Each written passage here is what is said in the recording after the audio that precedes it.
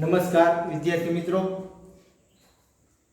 અગાઉ આપણે તત્કાલીન વેગની વાત કરી, એના પછી આપણે ચર્ચા કરવાની આજે છે વિકલન.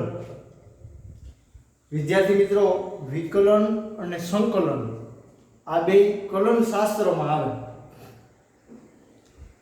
આપણે અહીંયા વિકલન અને સંકલન છે તો એનો પ્રાથમિક પાયાનો અભ્યાસ કરવાનો છે. આ વિકલન અને સંકલન છે એનો તમારે 11 સાયન્સ અને 12 સાયન્સ બેયમાં ખૂબ જ ઉપયોગ થશે, એટલે સમજવું આપણે જરૂરી છે. ભૌતિક વિજ્ઞાનમાં તો આપણે આનો ખૂબ જ ઉપયોગ કરવાનો છે.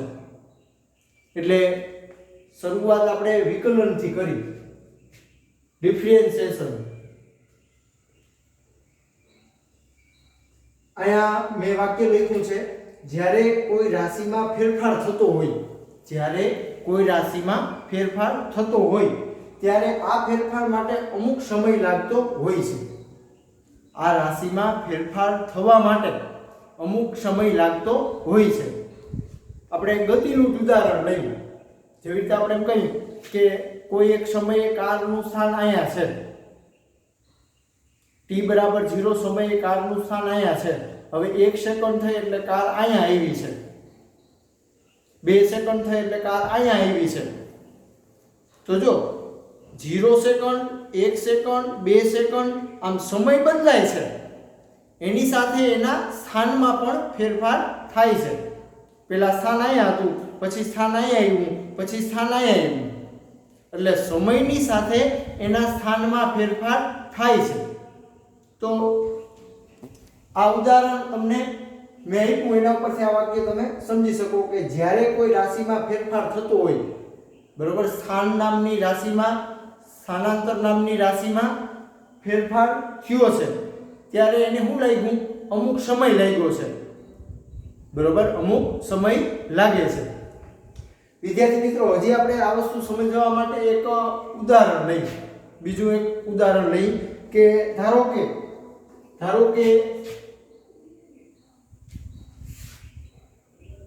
આ કોઈ પાત્ર છે.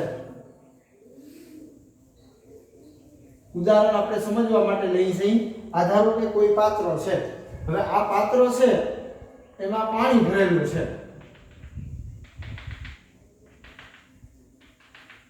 હવે આ પાણી છે એને આપણે ગરમ કરવામાં આવે.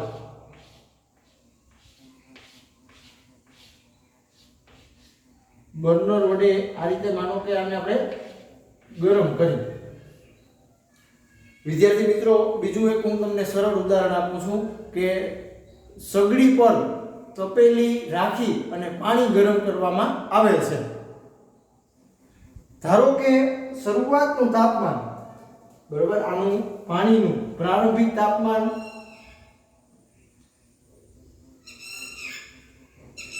અંદાજિત આપણે લઈ લઈએ 30 સેલ્સિયસ પ્રારંભિક તાપમાન.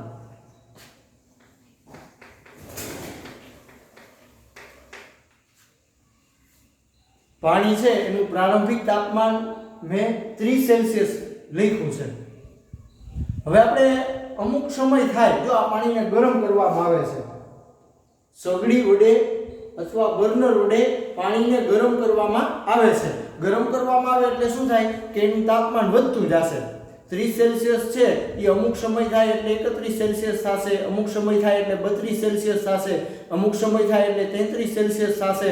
આ રીતે એનું તાપમાન છે એ ધીમે ધીમે વધતું જાય છે.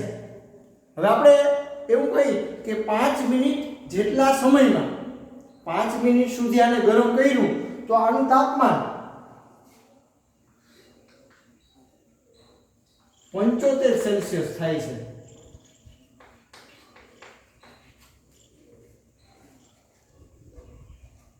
વિદ્યાર્થી મિત્રો, કહેવાનો અર્થ એટલો છે કે 5 મિનિટ જેટલા સમયમાં તાપમાન 75 સેલ્સિયસ થઈ ગયું છે.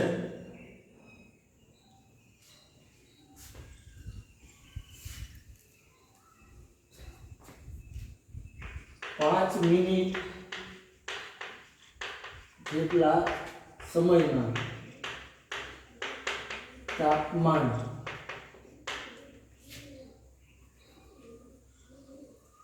75 સેલ્સિયસ થાય છે।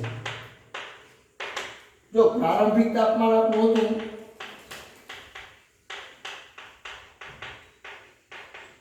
30 સેલ્સિયસ, અંદાજિત આપણે પેલા સમય લખી નાખી કે એના માટે સમય લીધો 0। હવે અંતિમ તાપમાન આપણે લખી તો 75 સેલ્સિયસ, એના માટે સમય લીધો 5 મિનિટ। 30 સેલ્સિયસ તાપમાન હતું ત્યારે આપણે સમય લઈ દીધો 0।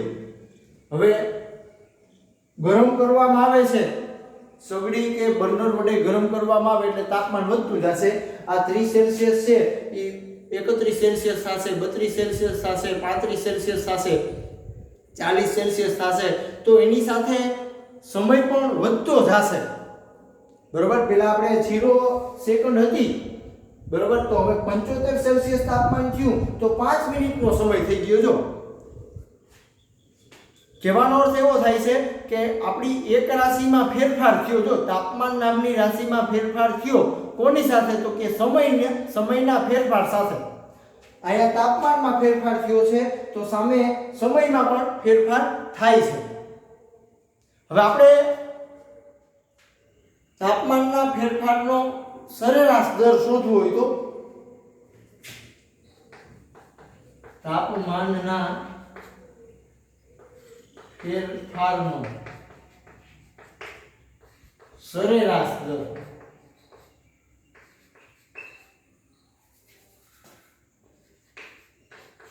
તો આપણે શું કરવું પડે? ડેલ્ટા ટી ના છેદમાં ડેલ્ટા ટી, તાપમાનના ફેરફારનો સરેરાશ દર, એટલે તાપમાનનો ફેરફાર લેવો પડે તો કે અંતિમ તાપમાન હોય એમાંથી આપણે પ્રારંભિક તાપમાન બાદ કરવું પડે। એવી રીતે અંતિમ સમય હોય એમાંથી પ્રારંભિક સમય આપણે બાદ કરવો પડે, એટલે અહીંયા 45 ના છેદમાં 5 આવશે, એટલે 9 આવશે જવાબ। બરાબર સમજો વિદ્યાર્થી મિત્રો, આનો જવાબ 9 સેલ્સિયસ પ્રતિ મિનિટ આવ્યો।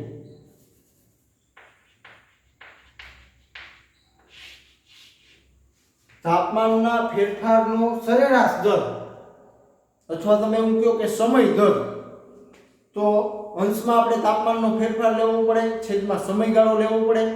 ફેરફાર તાપમાનમાં કેટલો થયો? તો કે અંતિમ તાપમાન હોય એમાંથી પ્રારંભિક તાપમાન બાદ કરવું પડે, એટલે 45 આવશે। 45 ના છેદમાં 5 એટલે 9 આવશે, 9 સેલ્સિયસ આવશે। આનો અર્થ શું થયો? તો કે 1 મિનિટમાં 9 સેલ્સિયસ જેટલું તાપમાન વધતું હશે એવો અર્થ થયો। 1 મિનિટ થાય એટલે 9 સેલ્સિયસ તાપમાન વધી જાય, પાછી 1 મિનિટ થાય એટલે 9 સેલ્સિયસ જેટલું તાપમાન વધી જાય, પાછી 1 મિનિટ થાય એટલે 9 સેલ્સિયસ જેટલું તાપમાન વધી જાય। આ તાપમાનના ફેરફારનો સમય દર કહેવાય। 9 સેલ્સિયસ મળ્યો પ્રતિ મિનિટ, તાપમાનના ફેરફારનો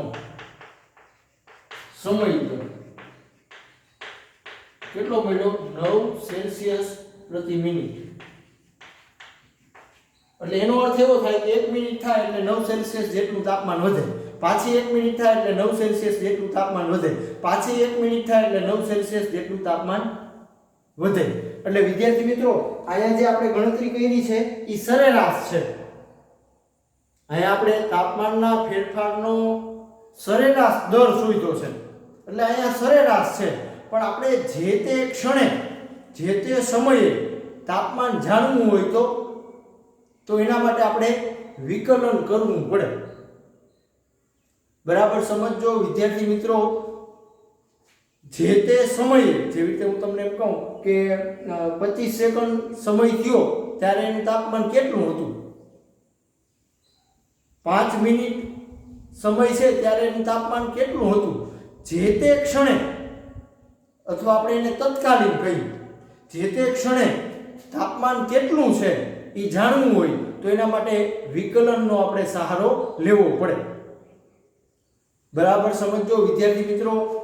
આ વાક્ય ખૂબ જ મહત્વનું છે. જ્યારે કોઈ રાશિમાં ફેરફાર થતો હોય, જ્યારે કોઈ એક રાશિમાં ફેરફાર થતો હોય ત્યારે આ ફેરફાર માટે અમુક સમય લાગતો હોય છે. તમે જોઈ શકો કે અહીંયા તાપમાનમાં ફેરફાર થાય છે તો છેદમાં સમયમાં પણ ફેરફાર થાય છે. તો આનું તમે વિકલન કરી શકો. જે તે ક્ષણે તાપમાન કેટલું છે આ જાણવા માટે વિકલન છે એ જરૂરી બને. હવે આ મેં તમને અહીંયા સંખ્યાકીય માહિતી ઉપરથી આ સમજાવ્યું છે. બરાબર કે આ 30 સેલ્સિયસ તાપમાન હતું 75 સેલ્સિયસ તાપમાન થઈ ગયું. એવી રીતે આપણે એવું ધારી કે પ્રારંભિક તાપમાન છે એને T કહી દઈએ અને પ્રારંભિક સમય છે એને સ્મોલ t કહી દઈએ. તો શું થાય?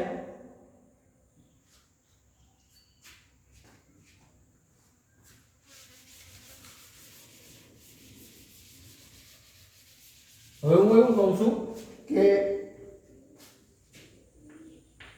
પ્રારંભિક સમય એને આપણે સ્મોલ t કહી દઈએ. ત્યારે તાપમાન t સમયે તાપમાન આપણે કેપિટલ T લઈ લઈએ. આ બીજું ઉદાહરણ આપું છું. આ જે તમને સમજાવ્યું એ આંકડાકીય માહિતી ઉપરથી સમજાવ્યું. હવે હું સમય છે પ્રારંભિક સમય એને T કહી દઉં અને ત્યારે તાપમાન કહી દઉં કેપિટલ T. હવે સમય ધીમે ધીમે બદલાય છે. જેવી રીતે આપણે વાત કરી કે 1 મિનિટ હોય પછી 2 મિનિટ થાય 3 મિનિટ થાય આ રીતે સમય બદલાય છે. તો અહીંયા આપણે સમય છે એને બદલાવ કરી તો કે અંતિમ તાપમાન અંતિમ સમય એને આપણે નામ આપ્યું T + ડેલ્ટા T. પહેલા T સમય હતો હવે એમાં કેટલો સમય વધારો થયો તો કે ડેલ્ટા T જેટલો વધારો થયો. હવે આ સમયે તાપમાન તો તાપમાન કેટલું થયું તો કે T + ડેલ્ટા T. શરૂઆતમાં તાપમાન કેપિટલ T હતું. હવે અંતિમ તાપમાન આપણું T + ડેલ્ટા T. હવે આપણે તાપમાનના ફેરફારનો દર લેવો હોય તો તાપમાનમાં થતો ફેરફાર લેવો હોય તો તાપમાનમાં થતો ફેરફાર તો અંતિમ તાપમાન હોય અંતિમ તાપમાન એમાંથી આપણે પ્રારંભિક તાપમાન બાદ કરવું પડે. તો આ T કેન્સલ એટલે જવાબ આવ્યો ડેલ્ટા T. હવે રીતે સમયમાં થતો ફેરફાર લેવો હોય તો સમયમાં થતો ફેરફાર તો અંતિમ સમય હોય અંતિમ સમય એમાંથી આપણે પ્રારંભિક સમય બાદ કરવો પડે. T + ડેલ્ટા T એમાંથી પ્રારંભિક સમય બાદ કરવાનો એટલે આ T કેન્સલ થઈ જાય. જો T માંથી T બાદ થઈ જાય એટલે 0 એટલે આનો જવાબ આવ્યો ડેલ્ટા T.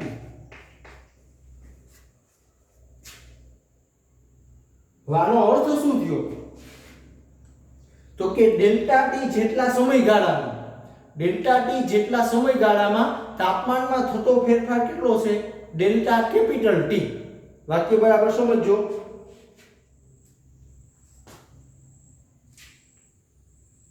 ડેલ્ટા T જેટલા સમયગાળામાં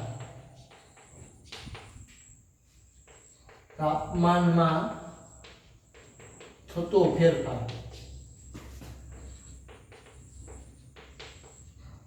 ડેલ્ટા કેપિટલ T મળ્યો. સમયગાળો ડેલ્ટા T મળ્યો અને તાપમાનમાં થતો ફેરફાર ડેલ્ટા T મળ્યો. તો આના ઉપરથી તમને આવું મળે તાપમાનના ફેરફારનો સરેરાશ દર બરાબર ડેલ્ટા T ના છેદમાં ડેલ્ટા સ્મોલ t. એટલે વિદ્યાર્થી મિત્રો અહીંયા આપણે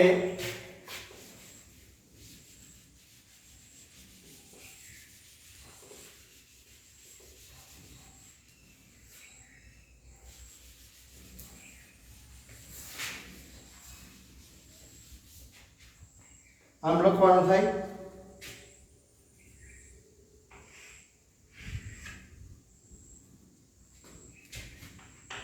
તાપમાનના ફેરફારનો સરેરાશ દર બરાબર તાપમાનમાં થતો ફેરફાર એટલે ડેલ્ટા કેપિટલ ટી છેદમાં સમયગાળો એટલે ડેલ્ટા સ્મોલ ટી. હવે આ આપણને સરેરાશ મળ્યું છે, બરાબર સમજજો. આ આપણને સરેરાશ મળ્યું છે. આપણે વાત કરવાની છે તત્કાલીન, એટલે કે જે તે સમયે તાપમાન કેટલું છે એ આપણે જાણવાનું છે. તો એના માટે શું કરવાનું, તો કે લક્ષ ની વિભાવના નો ઉપયોગ કરવો પડે. વિદ્યાર્થી મિત્રો, ગણિતમાં લક્ષ નામનું ચેપ્ટર આવે છે કે જેમાં આપણે સમયગાળો છે એ શૂન્યની તદ્દન નજીક લેતો જવાનો. બરાબર, એટલે અહીંયા આપણે લક્ષની વિભાવનાનો ઉપયોગ કરવો પડે. તો શું થાય, તો આ સરેરાશ છે એ આપણને શું મળે, તત્કાલીન મળે. સરેરાશ જે છે એ આપણને શું મળે, તત્કાલીન મળે.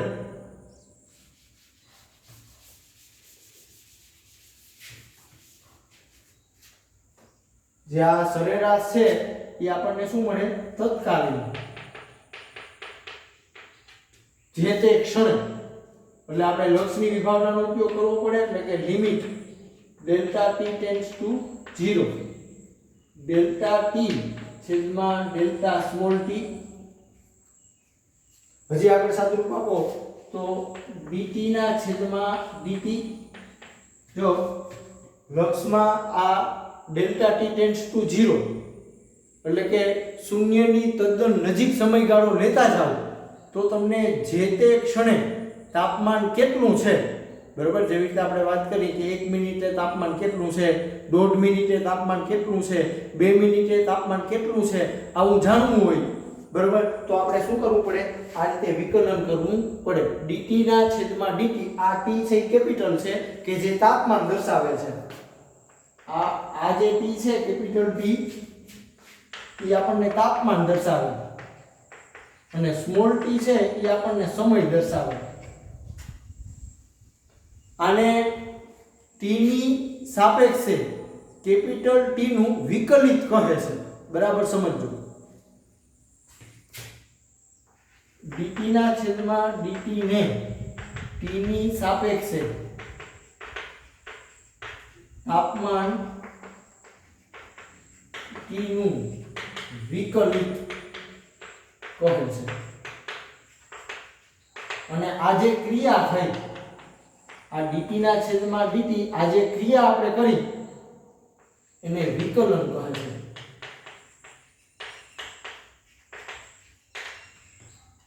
dt ના છેદમાં dt, આ જે આપણે ક્રિયા કરી, ગણતરી કરી, આ ક્રિયાને વિકલન કહે છે.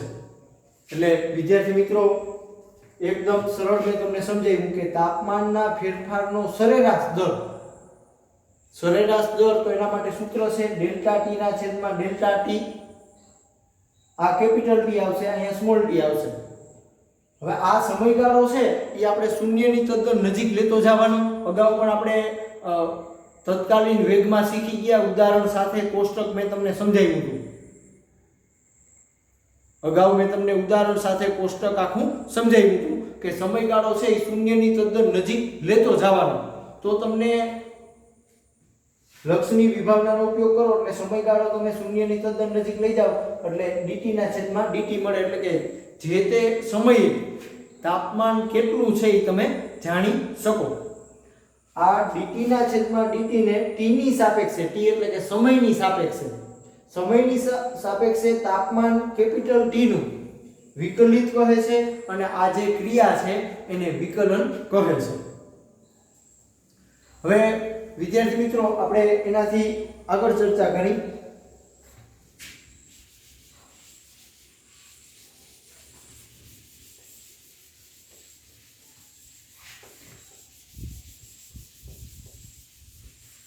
હવે હું એક વાક્ય લખું છું. ધારો કે કોઈ એક રાશિ y એ બીજી કોઈ રાશિ x નું વિધેય છે। જો ગણિતની ભાષામાં મેં વાક્ય લખ્યું છે કે કોઈ એક રાશિ y છે, કોઈ એક રાશિ y છે, જેવી રીતે આપણે રાશિ તાપમાન હતી એવી રીતે અહીંયા ધારો કે કોઈ એક રાશિ y છે, હવે બીજી કોઈ રાશિ x નું વિધેય છે। હવે બીજી કોઈ એક રાશિ છે, જેવી રીતે આપણે એમ કહીએ કે સમય, તો આવી કોઈ એક બીજી રાશિ છે। હવે અહીંયા આનો અર્થ શું થાય તો કે આનો અર્થ એવો થાય કે y f of x। ગણિતમાં તમે આમ લખી શકો કે આ y નામની રાશિ છે, આ x નામની રાશિ છે, આ f of x એટલે આ આપણું વિધેય થયું, આને વિધેય કહેવાય। બરોબર, તમે અગાઉ પણ શીખી ગયા આના વિશે ગણિતમાં કે f of x બરાબર x નો વર્ગ પ્લસ x પ્લસ 1। બરાબર, આવું ધારો કે વિધેય હોય। હવે આમાં તમે એક આ x છે એ આપણો ચલ કહેવાય, સતત બદલાતો હોય। જેવી રીતે તમને એમ કહું કે એક વખત x બરાબર 1 લ્યો, ધારો કે x બરાબર આપણે 1 લઈએ તો 1 નો વર્ગ એટલે 1 પ્લસ 1 પ્લસ 1 અને જવાબ આવ્યો 3। તો આ x બરાબર આપણે 1 લીધા હતા। એવી રીતે હવે x બરાબર જો તમે 2 લ્યો, x બરાબર જો તમે 2 લ્યો તો શું થાય તો 2 નો વર્ગ એટલે 4 પ્લસ 2 પ્લસ 1 એટલે 7 આવ્યો। વિદ્યાર્થી મિત્રો તમે અહીંયા જોઈ શકો કે આ મેં એક સમજાવવા માટે ઉદાહરણ લીધું છે કે f of x આ વિધેય આવું છે, ધારો કે x નો વર્ગ વત્તા x વત્તા 1। હવે અહીંયા x છે એ આપણો ચલ છે તો એની કિંમત સતત બદલાતી હોય। હું એમ કહું કે ધારો કે x બરાબર 1 હોય તો આનો જવાબ 3 આવ્યો। x બરાબર તમે 2 લ્યો તો 2 નો વર્ગ એટલે 4, 4 અને 2 6, 6 ને 1 7 આવ્યો। x છે ઈ ચલ છે એટલે ઈ સતત બદલાતો હોય। હવે x બદલાય તો એને લીધે y પણ શું થાય બદલાય। તમે જોઈ શકો કે x બરાબર 1 લીધો તો આ 1 બરાબર 3 જવાબ આવ્યો, એટલે એનો મતલબ શું થયો આ y ની કિંમત તમને કેટલી મળી 3 મળી કે ભાઈ। પછી 1 બરાબર તમે અહીંયા x બરાબર 2 મૂક્યા તો y તમને કેટલો મળ્યો 7 મળ્યો। જો આ x છે ઈ 1 હતો તો y 3 થયો, x 2 છે તો આ y છે ઈ 7 થયો। જો આ રાશિ આપણી બદલાય છે, x નામની રાશિ બદલાય છે તો એની સાપેક્ષે આ y નામની રાશિમાં પણ ફેરફાર થાય છે। બરોબર, એટલે આ વસ્તુ અત્યારે જે મેં લખી છે એ ગણિતમાં આ રીતનું આવે કે ધારો કે કોઈ એક રાશિ y એ બીજી કોઈ એક રાશિ x નું વિધેય છે, એટલે કે x આપણો બદલાતો હોય તો એની સાપેક્ષે આપણો y નામની રાશિ છે એ પણ બદલાતી હોય। તો આને તમારે કેવી રીતે લખવાનું, બરોબર, આને તમારે કેવી રીતે લખવાનું તો એના માટે આપણે શું કરવું પડે તો કે વિકલન કરવું પડે। કેવી રીતે તો કે dy ના છેદમાં dx આ રીતે બનશે। જેવી રીતે માં આપણે તાપમાન હતું, બરોબર, માં જેવી રીતે આપણે તાપમાન હતું તો અહીંયા આપણે t રાખતા હતા તાપમાન હતું એટલે, અને અહીંયા આપણે સમય રાખતા હતા સ્મોલ t, તો આપણે શું લેતા હતા તો કે dt ના છેદમાં dt લેતા હતા। એવી રીતે અહીંયા તમે શું કહી શકો dy ના છેદમાં dx। એટલે વિદ્યાર્થી મિત્રો y નું આપણે મૂલ્ય જાણવું હોય, x ના કોઈ ચોક્કસ મૂલ્ય માટે y ની કિંમત જાણવી હોય તો એના માટે આપણે આ વિકલન કરવું પડે। x ના કોઈ એક મૂલ્ય માટે, બરોબર, x ના કોઈ એક મૂલ્ય માટે y નું મૂલ્ય કેટલું છે y નામની રાશિ જાણવી હોય તો એના માટે આપણે dy ના છેદમાં dx મેળવવું પડે। જેવી રીતે મેં તમને અગાઉ હમણાં જ વાત કરી, બરોબર, કે 1 મિનિટે તાપમાન કેટલું છે, 2 મિનિટે તાપમાન કેટલું છે આવું જાણવું હોય તો આપણે વિકલનની મદદ લેવી પડે। એ જ વસ્તુ અહીંયા થઈ છે કે x નું કોઈ એક મૂલ્ય હોય, જેમ કે હું તમને એમ કહું કે x બરાબર 1, તો આ એક મૂલ્ય માટે y રાશિ કેટલી છે એ જાણવી હોય તો એના માટે આપણે આવું વિકલન કરવું પડે dy ના છેદમાં dx. તમે જોઈ શકો કે આ x માં ફેરફાર થાય તો સામે y માં પણ ફેરફાર થાય, એટલે આનું તમે વિકલન કરી શકો. એટલે અહીંયા વિદ્યાર્થી મિત્રો મેં વાક્ય લખ્યું છે કે આ આલેખ છે તો એમાં y અક્ષ છે અને આ x અક્ષ છે. dy ના છેદમાં dx એ y વિરુદ્ધ x ના વક્રનો x બરાબર x પાસે દોરેલા સ્પર્શકનો ઢાળ આપે છે. વાક્ય સમજો, x બરાબર x એટલે કે આ એક ચોક્કસ મૂલ્ય છે x નું.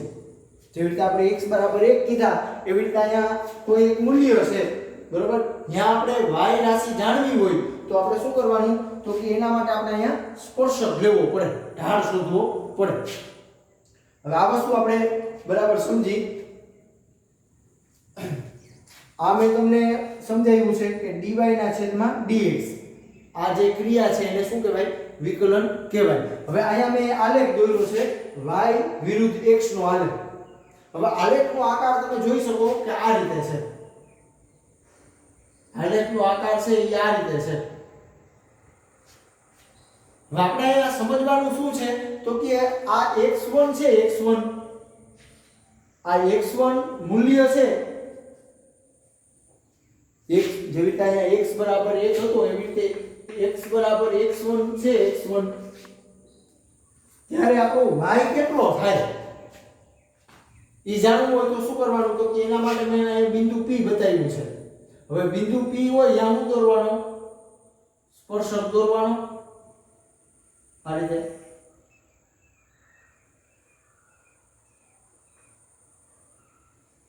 આ બિંદુ P પાસે તમારે આ રીતે સ્પર્શક દોરવાનો.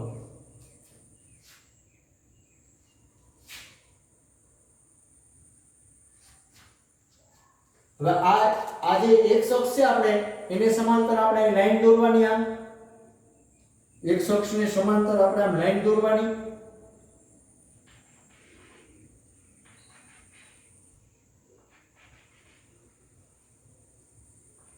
અહીંયા જે ખૂણો બન્યો એને નામ થીટા બનાવી. જો આ x અક્ષ છે, x અક્ષ એને સમાંતર અહીં લાઈન દોરવાની છે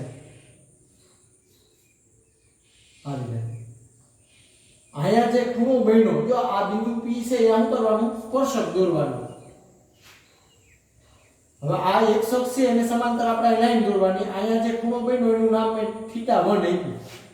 હવે અહીં તમારે શું શોધવાનું, ઢાળ શોધવાનું, બરોબર. અગાઉ પણ આપણે વાત કરી છે કે જે બિંદુ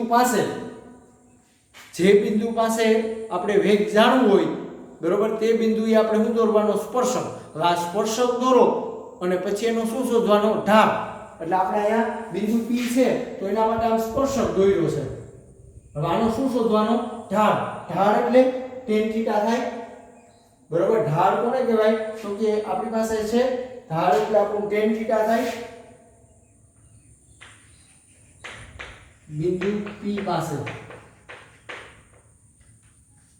હવે અહીંયા આપણે આ સ્પર્શક દોર્યો છે, બરોબર. એનો ઢાળ શોધવું હોય તો આપણે શું લેવું પડે, tan θ1 લેવાનું.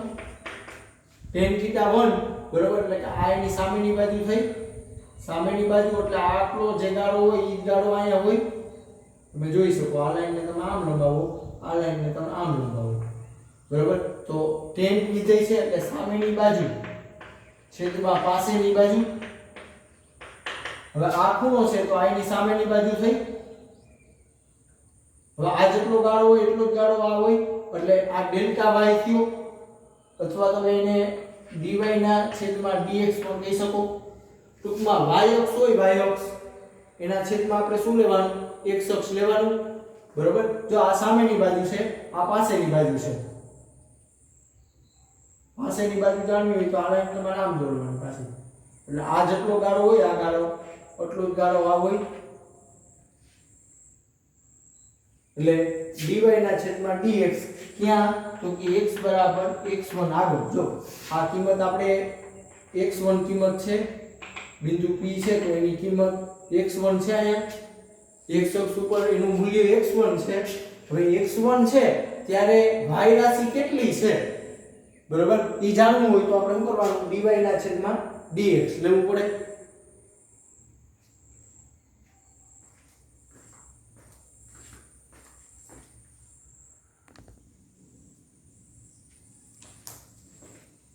એનાથી આગળ વધી વિદ્યાર્થી મિત્રો હવે આપણે માનો કે આ r બિંદુ છે r બિંદુ અહીંયા y નામની રાશિ જાણવી હોય તો પહેલા તો આપણે r બિંદુ છે અહીંયા x નું મૂલ્ય જાણવું પડે તો કે x2 છે આવી નવી ગણતરી આપણે બિંદુ r માટે કરવી હોય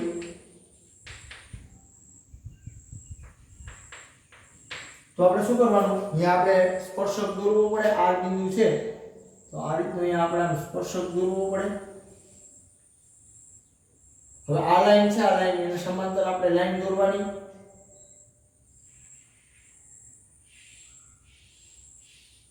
આ x અક્ષ છે એને સમાંતર આપણે લાઈન દોરવાની તો અહીંયા જે ખૂણો બન્યો એનું નામ હું θ2 આપી દઉં બરોબર હવે આ સ્પર્શક છે આ સ્પર્શક એનો આપણે ઢાળ શોધવાનો ઢાળ એટલે tan θ2 આવશે સામેની બાજુ છેદમાં પાસેની બાજુ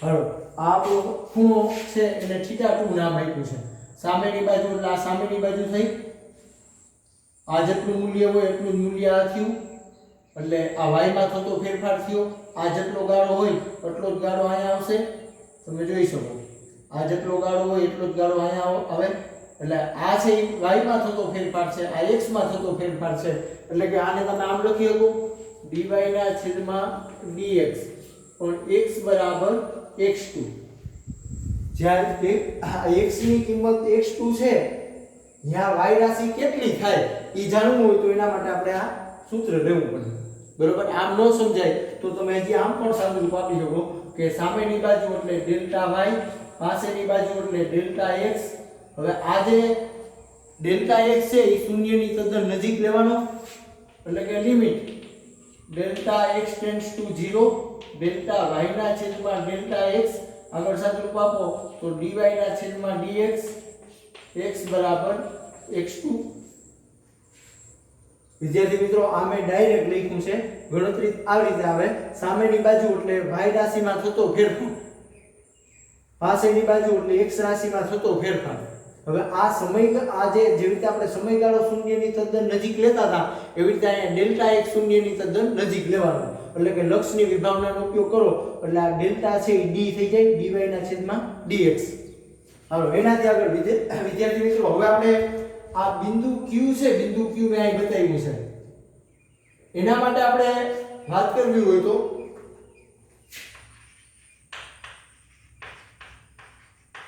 શું થશે વિદ્યાર્થી મિત્રો તમે અહીંયા જોઈ શકો કે આ બિંદુ q છે અહીંયા આપણો સ્પર્શક આમ આવશે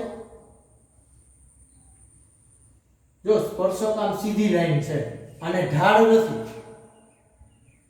બરોબર તમે જોઈ શકો કે બિંદુ q છે અહીંયા આપણો ઢાળ કેવો છે શૂન્ય છે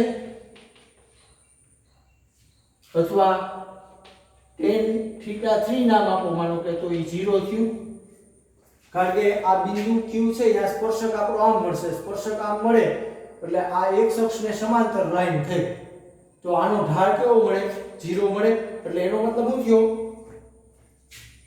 કે dy છેદમાં dx એનો ઢાળ કેવો મળ્યો 0 મળ્યો હાલો એનાથી આગળ બિંદુ આ r માટે બિંદુ આપણે s માટે હવે વિચારીએ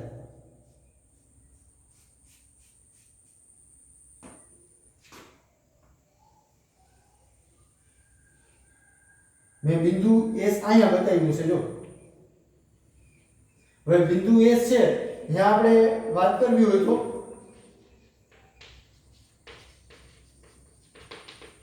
તો એના માટે સ્પર્શક દોરવો હોય તો સ્પર્શક આપણો આમ આવશે તો આનો ઢાળ 0 થયો બરોબર આનો ઢાળ આપણે 0 મળ્યો તો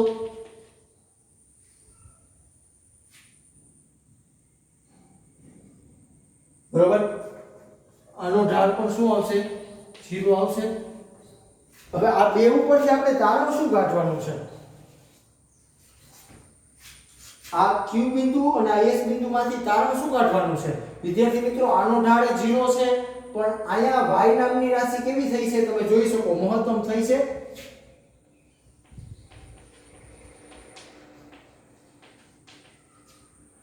ઢાળ 0 છે પણ આ લાઈનને તમે આમ લંબાવો તો y નામની રાશિ એટલી મોટી થઈ છે જો y તમે જોઈ શકો કે ઢાળ 0 છે બરોબર આ લાઈનને આમ આગળ લંબાવો આમ આગળ તો y નામની રાશિ એટલી બળી છે જો આ y નું લઘુત્તમ મૂલ્ય થયું આપણા આલેખમાં બરોબર અહીંયા y રાશિ મહત્તમ થાય છે અહીંયા y રાશિ આપણી છે એ ન્યૂનતમ બને છે તો આના ઉપરથી પાછી બે શરત આવે કેવી શરત આવે તો કે d2y/dx² ગ્રેટર ધેન 0 અને d2y/dx² લેસ ધેન 0 બરાબર જો આ શરતનું પાલન થાય તો એ રાશિ કેવી હોય મહત્તમ હોય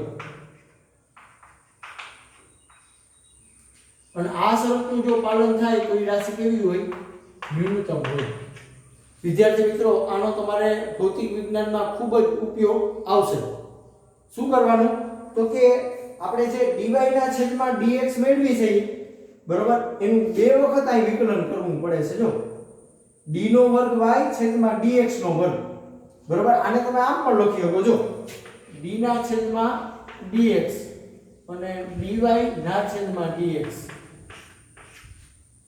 હવે આનાથી આગળ સાદુરૂપ આપો તો આ d અને આ d એટલે d નો વર્ગ y આ dx અને આ dx એટલે dx નો વર્ગ વિદ્યાર્થી મિત્રો અહીંયા ભૂલ ન થાય આ d અને આ d એટલે d નો વર્ગ થઈ જશે આ y છે એનો વર્ગ નહીં આવે d નો વર્ગ y છેદમાં dx નો વર્ગ એટલે વિદ્યાર્થી મિત્રો અહીંયા કોઈ રાશિ મહત્તમ છે કે ન્યૂનતમ છે બરોબર તમે જોઈ શકો કે અહીંયા ઢાળ 0 છે અહીંયા ઢાળ 0 છે પણ અહીંયા y નામની રાશિ છે એ જોઈ શકો એટલી બધી મોટી છે મહત્તમ છે અને અહીંયા તમે જોઈ શકો કે ઢાળ 0 છે તો આ રાશિ પાછી એટલી જ છે જો ન્યૂનતમ તો રાશિ મહત્તમ હશે કે ન્યૂનતમ હશે એ કેવી રીતે ખબર પડે તો એના માટે આપણે બે વખત વિકલન કરવું પડે બે વખત આપણે વિકલન કરવું પડે એટલે કે પહેલા આપણે શું કરવાનું તો કે dy ના છેદમાં dx તો આ એક વખત વિકલન થયું હજી આપણે આનું પાછું વિકલન કરવાનું એટલે કે d ના છેદમાં dx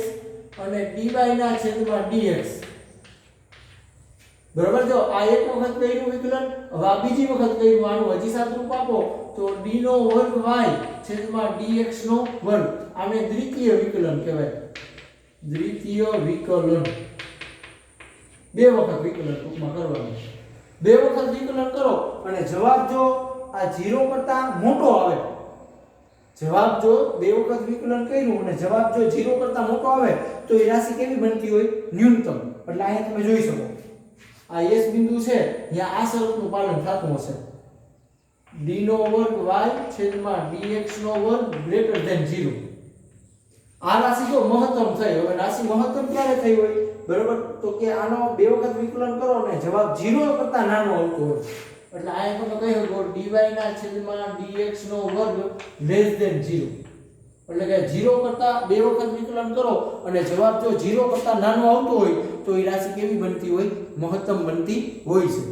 એટલે વિદ્યાર્થી મિત્રો આજે મેં તમને એકદમ સરળ વાત કરી વિકલન માટેની હજી આપણે આના માટે એક લેક્ચર છે એ લેશું એના નિયમો છે એનો આપણે વિગતે અભ્યાસ કરશું